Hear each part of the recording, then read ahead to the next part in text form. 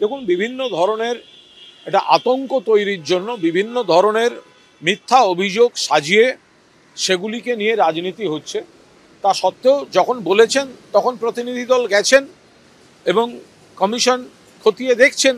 তারা যা দেখবেন সেটা আপনারা সকলে জানতে পারবেন, তাদের রিপোর্টে থাকবে। আমরা শুধু এইটুকু বলতে পারি, লাগাতার মিথ্যাচার চলছে এবং একটা চূড়ান্ত নেতিবাচক ধারণা তৈরির জন্য একের পর এক, প্রথমে বলা হলো জমি, তারপর বলা হলো জমি দখল, তারপর বলা হলো কাজ করে টাকা পায়নি, কিছু কিছু ঘটনা দুর্ব্যবহার বা এ ধরনের সেই অভিযোগ আমরাও পেয়েছি। কিন্তু তারপরে এই লাগাতার নারী নির্যাতন, শিশুকে তুলে এনে ছুঁড়ে ফেলে দেয়া, এগুলো আতঙ্ক তৈরির জন্য কুৎসিততম অভিযোগগুলোকে, মন গড়া কাহিনীগুলোকে এলাকায় ছড়িয়ে দেওয়া হচ্ছে। কোনো নির্দিষ্ট অভিযোগ নেই।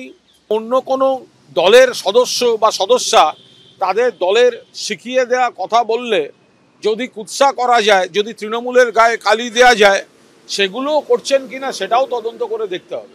আমাদের সঙ্গে রয়েছেন এই মুহূর্তে প্রাক্তন পুলিশ কর্তা সলিল ভট্টাচার্য। সলিলদা, যেখানে 144 ধারা জারি, একেবারে কড়াকড়ি পুলিশি প্রহরা, তার মধ্যে এরকম ভয়ঙ্কর তাণ্ডবের ঘটনা, মায়ের কোল থেকে শিশুকে ছিনিয়ে ছুঁড়ে ফেলার অভিযোগ কিভাবে ঘটে?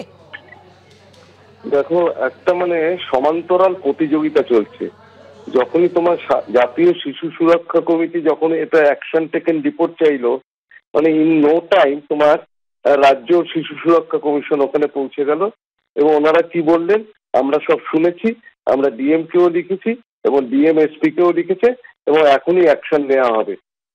এতদিনের ঘটনা, এই যে বাড়ির মধ্যে ঢুকে গিয়ে যারা ঢুকলো, যে দুষ্কৃতকারীরা ঢুকলো, পুলিশের ছদ্মবেশে হোক বা পুলিশই যদি হয়ে থাকে, যেই হয়ে থাকুক, তারা ক্রিমিনাল ট্রেসপাস করেছে এবং এই শিশুর ওপর যে অত্যাচার হয়েছে, এই বাড়ির লোকদের ওপর যে অত্যাচার হয়েছে, আমি রাজনৈতিক দল করে না করে দ্যাট ম্যাটার্স লিটল, কিন্তু কথা হচ্ছে যে এইরকম ভাবে 144 ধারা জারি করা রয়েছে।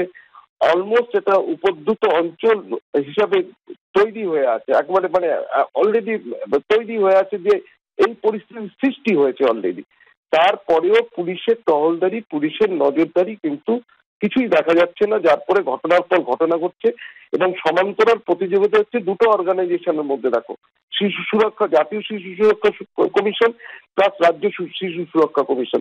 যখনই জাতীয় শিশু সুরক্ষা কমিশন বললো যে তোমাদের কি অ্যাকশন নিয়েছে তার রিপোর্ট দাও, সঙ্গে সঙ্গে নো টাইম রাজ্য শিশু সুরক্ষা কমিশন ওখানে পৌঁছে গেল এবং ব্যাপারটাকে ধামাচাপা দেওয়ার জন্য প্যাচ আপ, সবকিছুই প্যাচ আপ করার একটা প্রতিযোগিতা চলছে।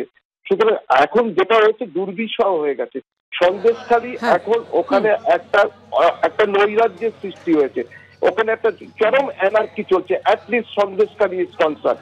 সুতরাং পুলিশকে কিন্তু আরো তৎপর হতে হবে এবং পার্টিকুলারলি শাসক দলের ভূমিকা নিয়ে কিন্তু সবাই প্রশ্ন তুলছে, সারা রাজ্যবাসী আজকে প্রশ্ন। ধন্যবাদ সলিলদা। যে ভয়ঙ্কর অভিযোগ সামনে এসেছে, নারী নির্যাতনের একের পর এক অভিযোগ আপনারা দেখছিলেন সন্দেশখালীতে গ্রামবাসীরা করে আসছেন এবং 41 দিন হয়ে গেলেও এখনো অধরা রয়েছেন শেখ শাহজাহান। শিবু হাজরা এখনো পর্যন্ত তাকে গ্রেফতার করতে পারেনি পুলিশ, উল্টে শাসক দল শিবু হাজরার পাশেই দাঁড়িয়েছে।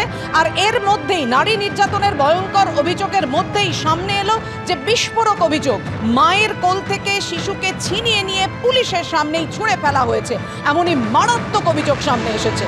এবং এই ভয়ঙ্কর তাণ্ডব চলেছে, দুষ্কৃতীরা তাণ্ডব চালিয়েছে পুলিশি প্রহরার মধ্যেই, পুলিশি কড়াকড়ির মধ্যেই। 144 ধারা যেখানে জারি ছিল, 9 ফেব্রুয়ারি 144 ধারা জারি হয় সন্দেশখালীতে, সেদিনই সেই সময় এই ভয়ঙ্কর তাণ্ডবের ঘটনা ঘটে, এমনই অভিযোগ।